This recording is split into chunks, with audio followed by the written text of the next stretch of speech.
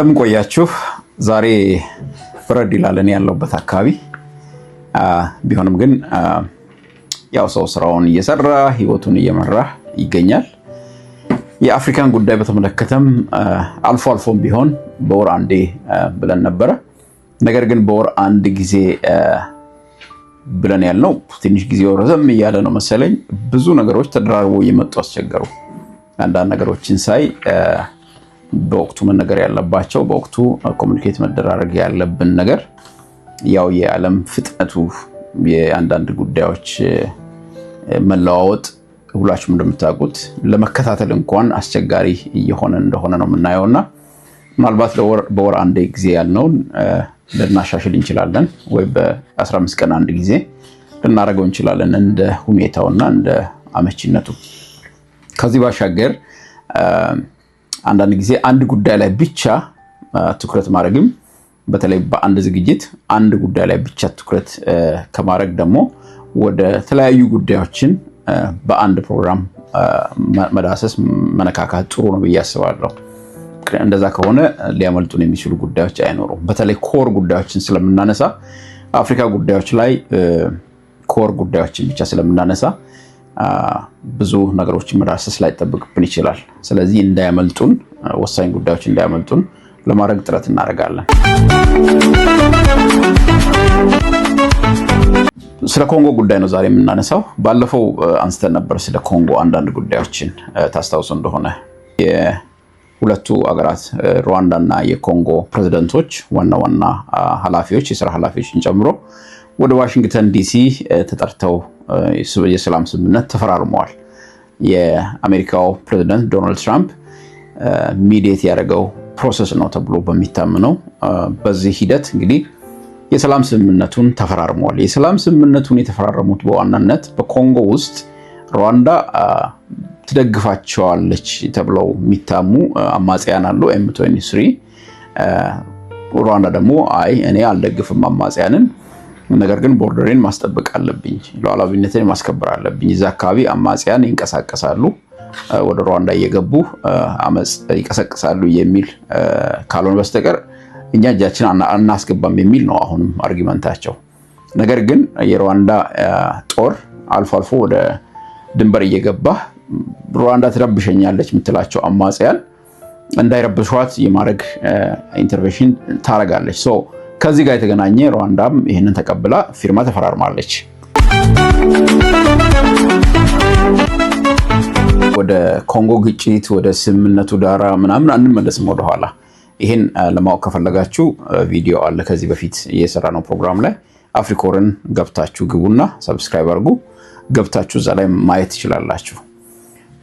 ይሄን ካልን በኋላ በዋሽንግተን የተፈረመው ስምምነት ያለው ኢምፕሊኬሽን ምንድነው ለአፍሪካ ሀገሮችና በተለይም ደግሞ በሳዴክ አካባቢ ማለት ሳዴክ ማለት እንግዲህ የአንዱ የሪጂናል ኢኮኖሚክ ኮሚኒቲ ነው። አንዱ የአፍሪካን ዩኒየን ብሎክ ነው። አፍሪካን ዩኒየን ሪኮግናይዝ ያደረጋቸው 8 እንደዚህ ሪጂናል የሆኑ ኦርጋናይዜሽኖች አሉ። በዚህ በሳውዘርን አፍሪካ ያለው ሳዴክ ይባላል። ሳዴክ ከዚህ በፊት በኮንጎ ያለውን ግጭት ለመፍታት ጥረት ጀምሯል። ፕሮሰስ አለ፣ ፒስ ፕሮሰስ የተጀመረ አለ። በሳዴክ ኢኒሺዬሽን የተጀመረ ፒስ ፕሮሰስ አለ። እንግዲህ የሳዴክ ፒስ ፕሮሰስ በዋናነት የሚመራው ያው በሳውዘርን አፍሪካ አካባቢ ትልቁ ሀገር በኢኮኖሚም በሚሊተሪም በሁሉም ነገር ማለት ትችላላችሁ ሳውዝ አፍሪካ እንደሆነች ይታወቃል፣ ይታመናል።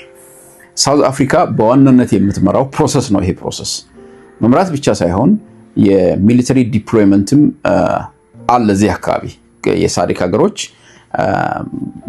ወታደሮችን አዋተው ወደዛ ልከዋል፣ ወደ ኮንጎ ማለት ነው።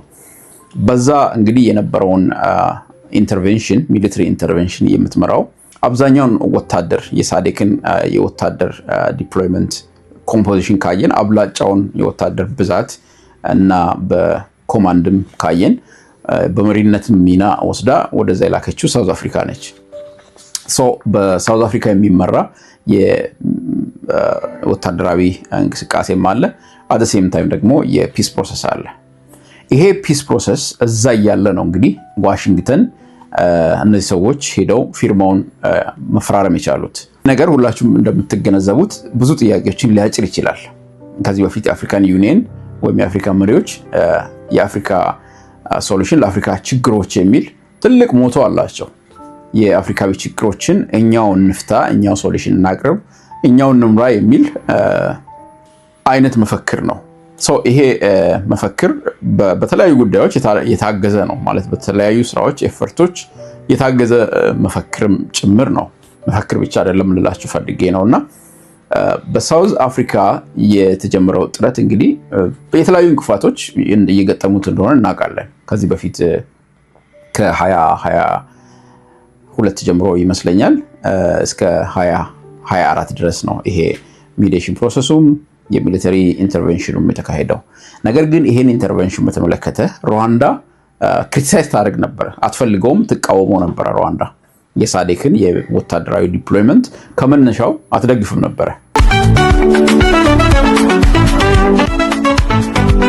ስለዚህ ኮንጎም ሩዋንዳም በሳዴክ ፕሮሰስ እምነት የላቸውም ወይም ያንን ተማምነው ስምምነት ሊያደርጉ አልፈቀዱም ማለት ነው ወደሚል ድምዳሜ ያደርሰናል። ይሄ ደግሞ የሳዴክን ሀገራት እንደገናም ሳውዝ አፍሪካንም ቅር ማሰኘቱ አይቀርም። ምክንያቱም ሳይድላይንድ ተደርገው ነው ወደ ዋሽንግተን የተካሄደው የሚል እምነት ይፈጥርባቸዋል። ምክንያቱም እነሱ ጥረት እያደረጉ ነው ኦን ዘ ግራውንድ፣ ያልተሳካ ጥረትም ቢሆን በተለያዩ ምክንያቶች እነዛ ደግሞ እዛ ሄደው ተፈራርመዋል። ለምንድን ነው ውጥረቱ በተለይም በሳውዝ አፍሪካ እና በሩዋንዳ መካከል እየጨመረ እያየለ የመጣው የሚለውን ማየት ተገቢ ነው። አንዳንድ ዳራዎችን መመልከት ጥሩ ነው። በሩዋንዳ እና በሳውዝ አፍሪካ በተለይ ሁላችንም እንደምናውቀው ቅድም እንዳልኩት ሩዋንዳ የሳዴክን እንቅስቃሴ ወይም የሚሊተሪ ዲፕሎይመንት በሳውዝ አፍሪካ የሚመራውን አትፈልገውም። እዚህ ጋር ቆም ብለን አንዳንድ ነገሮችን እናንሳ። ሳውዝ አፍሪካ እና ሩዋንዳ ከዚህ በፊትም የፖለቲካ ውጥረት አለባቸው ባይላተራል የሆነ 2014 ላይ የቀድሞ የሩዋንዳ የደህንነት ኃላፊ ተገሏል። እዚህ ግድያ ላይ የሩዋንዳ ዲፕሎማቶች ወይም የሩዋንዳ ኤምባሲ በሳውዝ አፍሪካ ፕሪቶሪያ የሚገኘው እጅ አለበት በሚል ፕሪቶሪያ ወይም ሳውዝ አፍሪካ ወቀሳ ሰንዝራ፣ ወቀሳ ብቻ አይደለም ዲፕሎማቶችን ሁሉንም ማለት ይቻላል በወቅቱ የነበሩትን ከአገሯ በፍጥነት እንዲወጡ አድርጋለች። ከዛ በኋላም ሌሎች የግድያ ሙከራዎች በሩዋንዳ መንግስት አቀናባሪነት በሳውዝ አፍሪካ እየተካሄደ ነው ተካሂዷል የሚል ወቀሳዎች በሁለቱ ሀገራት መካከል የነበረውን ውጥረት ከፍ አድርጎ ቆይቷል። በኋላ ላይ የሳውዝ አፍሪካው ፕሬዝዳንት ራማፎዛ ወደ ስልጣን ከመጡ በኋላ አንዳንድ ነገሮችን በመስራት በመቀራረብ ዲፕሎማቲክ ኢንጌጅመንት በመፍጠር ከሩዋንዳ ፕሬዝዳንት ፖል ካጋሜ ጋር ነገሮችን ለማርገብ ጥረት አድርገዋል። ነገር ግን ያ ቁርሾ አለ በሁለቱ መካከል። አሁን ደግሞ ይሄኛው ተጨመረ። ይሄኛው መጨመር ይሄ በኮንጎና በሩዋንዳ መካከል በዋሽንግተን የተደረገው ስምምነት የተካሄደበት ወቅቱ ራሱ ትንሽ አስቸጋሪ ወቅት ነው። በተለይም ዩናይትድ ስቴትስ እና ሳውዝ አፍሪካ ያላቸው ግንኙነት እጅግ የሻከረበት ወቅት ነው። ሁላችሁም እንደምታስታውሱት ባለፈው ፕሮግራም ላይ ሰርተነዋል ይሄን ነገር። የሳውዝ አፍሪካ የጂ20 ስብሰባ በቅርቡ አካሂዳ ነበር። አሜሪካ አንዷ የጂ20 ዋነኛው የጂ20 አባል ሀገር ነች እና ለመገኘት ፈቃደኛ አይደለችም። አልገኝም ብላለች። አልገኝም ብቻ ሳይሆን ሳውዝ አፍሪካ ማዘጋጀቷን ትክክል አይደለም፣ ሳውዝ አፍሪካም ከጂ20 መውጣት አለባት የሚል ስትሮንግ የሆነ ፖዚሽን ይዛለች አሜሪካ። ከዛ ጋር በተያያዘ ደግሞ የኢኮኖሚ ቅጣቶች ሁሉ ሊከተሉ እንደሚችሉ ሳውዝ አፍሪካ ላይ እየዛተች ነው የሚገኘው በአሁን ጊዜ ማለት ነው። እና ይሄ አትሞስፌር ባለበት ነው የሁለቱ ሀገራት ሄደው እዛ ፊርማ የተፈራረሙት። ውጥረቱን የሶስቱንም ሀገራት ውጥረት ወዴት ይወስደዋል የሚለውን ወደፊት የምናየው ይሆናል። ሌላው በዚህ ዝግጅት እንዳስስ ጥሩ ነው ብዬ የማስበው ከሱዳን ጋር የተገናኙ አንዳንድ ጉዳዮችን ነው። ሁላችሁም እንደምታውቁት ከ2023 ጀምሮ ሱዳን የእርስ በርስ ጦርነት ውስጥ ያለች ሀገር ነች። በዋናነት በሳፍ ወይም በሱዳን አርሚ የሚመራው በአልቡርሃን የሚመራው ጦር የሚመራውና በራፒድ ሰፖርት ፎርስ ማለትም በሐሜቲ ተብሎ በሚታወቀው ጀነራል የሚመራ በሁለቱ ወገን መካከል የሚደረግ ውጊያ ነው። የእርስ በርስ ጦርነት ነው። በርካታ ሱዳናውያንን ለመፈናቀል ለሞትና ለንብረት ሱዳን እየወደመች ነው ማለት የምትችሉበት ደረጃ ደርሰዋታል። የሁለቱ ጀነራሎች ጦርነት ማለት ነው። በቅርቡ የሱዳን ጦር ወይም በሳፍ አልቡርሃን የሚመራው ጦር ኢትዮጵያ መንግስት ላይ ወቀሳ ሰንዝሯል። ይሄ ወቀሳ ምን የሚል ነው? በተለይም በሁለቱ አገራት የሚዋሰኑባቸው ቦርደሮች ስፔሲፊካሊ ደግሞ በቤንሻንጉል አካባቢ ይመስለኛል፣ እዛ አካባቢ ራፒድ ሰፖርት ፎርስ ታጣቂዎችን ታሰለጥናለች፣ ድጋፍ ታደርጋለች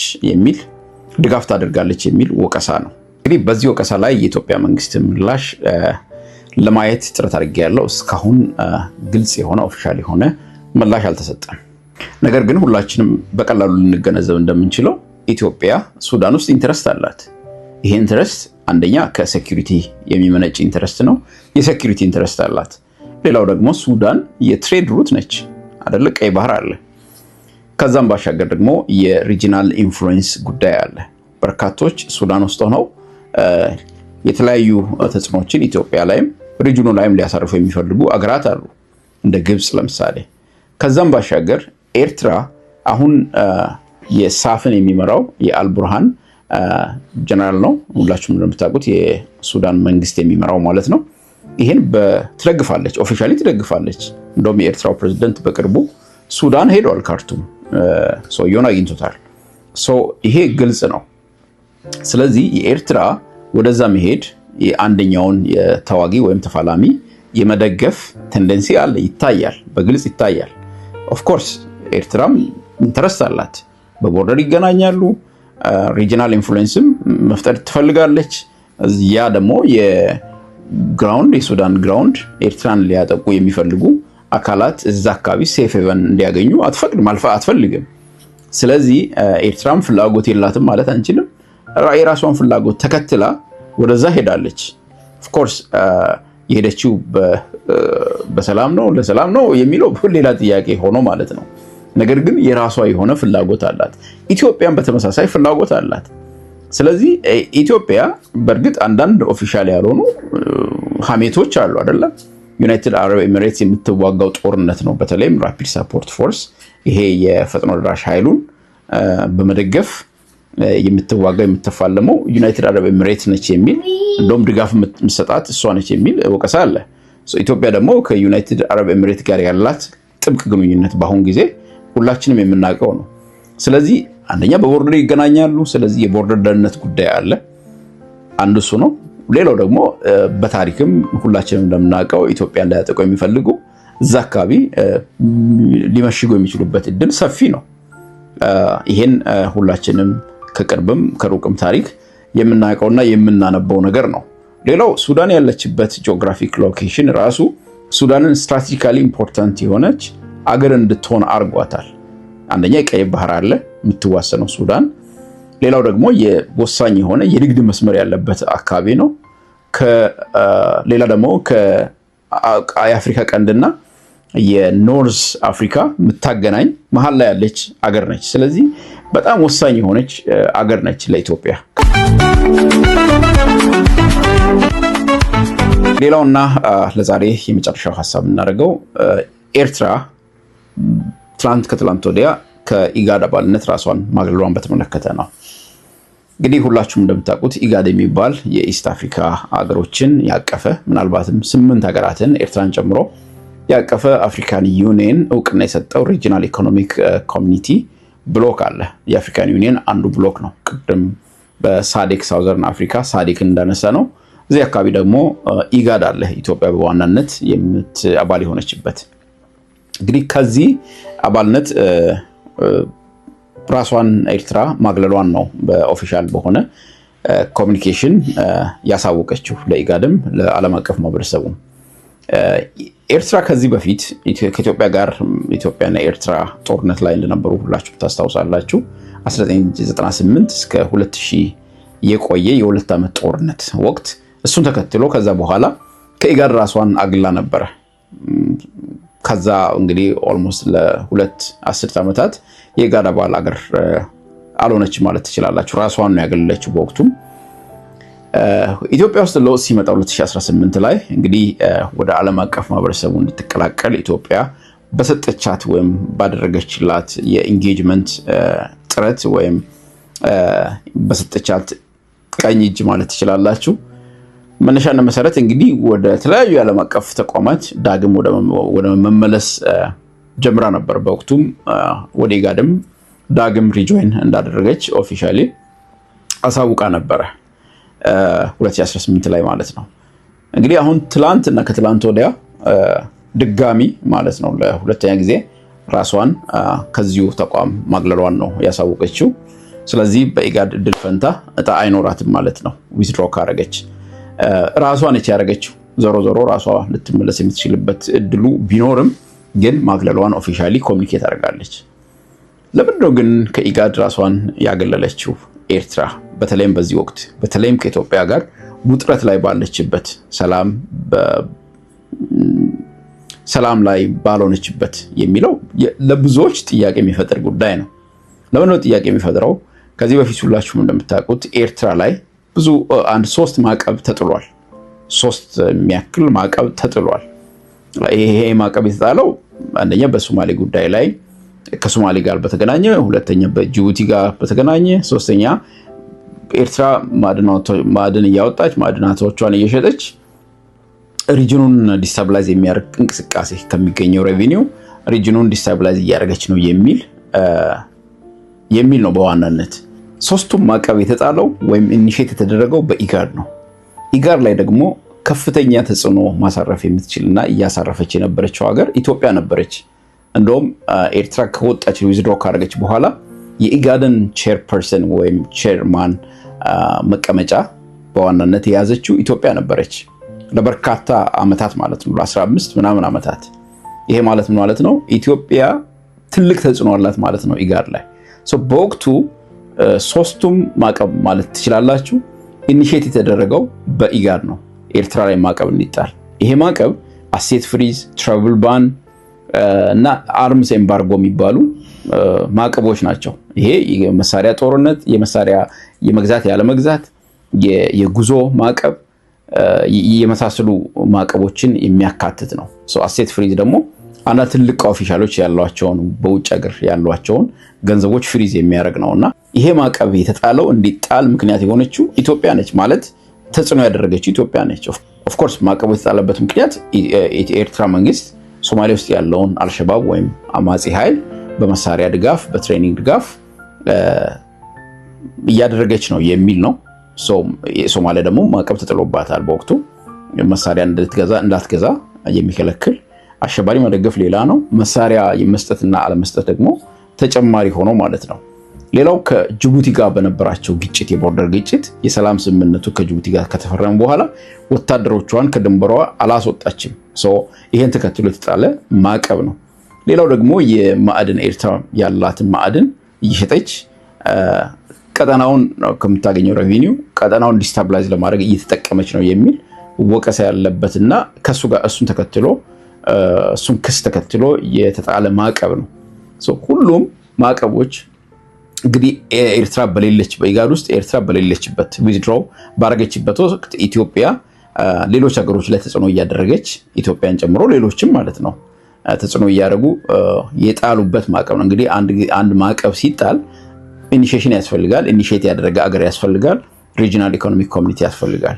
በኢጋድ ኢኒሺዬት የተደረገ በአፍሪካ ዩኒየን ብዙ ጊዜ አዶፕት ይደረጋል። አፍሪካ ዩኒየን የተቀበለው ማዕቀብ ደግሞ በዩናይትድ ኔሽንስ ሴኩሪቲ ካውንስል አዶፕት ይደረጋል። በዚህ ሂደት ነው እንግዲህ ኤርትራ ከዓለም አቀፉ ማህበረሰብ ስትገለል የኖረችው። አሁን ኤርትራ ከኢጋድ ዊዝድሮ ማድረጓ ይሄን በር ኢትዮጵያም ሆነ ሌሎች ሀገሮች ኤርትራ ላይ ትልቅ ተጽዕኖ እንዲያደርጉና በተለይ ኤርትራ ከዓለም አቀፍ ማህበረሰብ እንድትገለል ሊያደርጉ የሚችሉበትን እድል ያሰፋላቸዋል። ይሄን እንዴት ዘንግታ ዊዝድሮ እንዳደረገች በአሁን ጊዜ ከኢትዮጵያ ጋር በከፍተኛ ውጥረት ላይ ባለችበት ጊዜ መውጣቷ በጣም ብዙዎችን ያስገረመ እርምጃ ነው። እንግዲህ እርምጃው ወዴት ይወስዳል የምናየው ይሆናል። ቅድም ያልኳቸው ማዕቀቦች 2009 ላይ 2011 ላይ የተጣሉ ማዕቀቦች ናቸው። እነዚህ ማዕቀቦች ሁሉም የተነሱት 2018 ላይ ኢትዮጵያና ኤርትራ ሰላም ፈጥረዋል ከተባሉ በኋላ ነው ሁሉም ማዕቀቦች እንዲነሱ የተደረጉት በአንድ ጊዜ። እንግዲህ ማየት ትችላላችሁ ከኢትዮጵያ ጋር ሲታረቁ ወይም ሰላም ሲኖራቸው ማዕቀብ የማይኖር ከሆነ የሚነሳ ከሆነ ኤርትራ ከኢትዮጵያ ጋር ሰላም በማይኖራት ጊዜ ደግሞ ኤርትራ በማዕቀብ ውስጥ የምትቆይና ከዓለም አቀፍ ማህበረሰቡ የምትገለል ከሆነ የኢትዮጵያ ተጽዕኖ ምን ያህል እንደሆነ በተለይ በኢጋድ ውስጥ ምን ያህል እንደሆነ ኢጋድ የሚናቅ ተቋም ነው። ብዙ ትልልቅ ስራዎችን እየሰራ አይደለም የሚባል ተቋም ነው። ብዙ ወቀታ የሚደርስበት ተቋም ነው። ምክንያቱም ሪጅኑ የስታቢሊቲ ችግር አለበት፣ የኢኮኖሚ ችግር አለበት። የዛ ሁሉ ነጸብራቅ ደግሞ ይሄ ኦርጋናይዜሽን የሚሰራው ስራ አነስተኛ መሆኑ ነው የሚባል ነው። ነገር ግን ወደዚህ ጉዳይ ታርጌትድ የሆነ ሳንክሽን በአገሮች ላይ ስትመጡ ይተባበራሉ።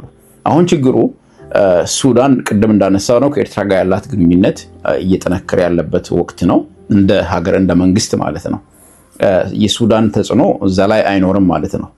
ሌሎችም በተመሳሳይ መልኩ ከኢትዮጵያ ጋር የመወገን ያለመወገን እንትን ሊያሳዩ ይችላሉ። ነገር ግን ለኢትዮጵያ አሁን ትልቅ ተጽዕኖ ለመፍጠር ኤርትራ ላይ በኢጋድ አማካይነት እድል ፈጥሮላታል የኤርትራ ዊዝድሮ ማድረግ እና ዋይዝ የሆነ ሙቭ አይደለም በኤርትራ በኩል።